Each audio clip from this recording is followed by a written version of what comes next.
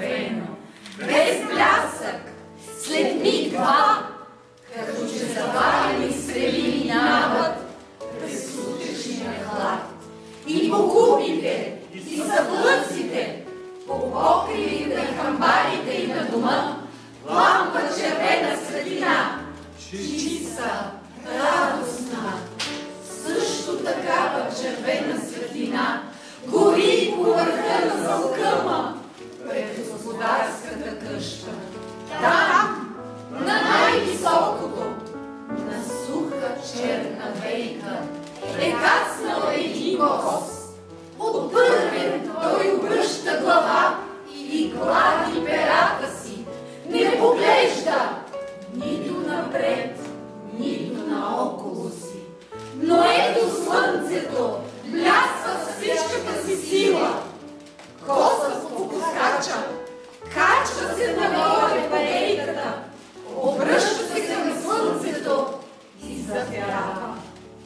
Синкави металически блясъци лъщят по перата му, крилцата му са отпуснати, очите му горят.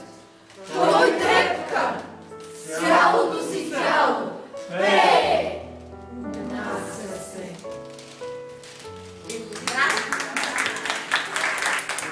Quel ramo dell'ago di Como che volge a mezzogiorno tra due catene enormi perotte di monti, tutto a sedie e a golfi, a seconda dello sporgere e del rientrare di quelli, viene quasi a un tratto a restringersi e a prender corso e figura di fiume tra un promontorio a destra e un'ampia costiera dall'altra parte e il ponte che ivi congiunge le due rive, ma che renda ancora più sensibile all'occhio questa trasformazione e segni il punto in cui il lago cessa e l'acqua ricomincia, per rinviare poi il nome di lago, dove le rive,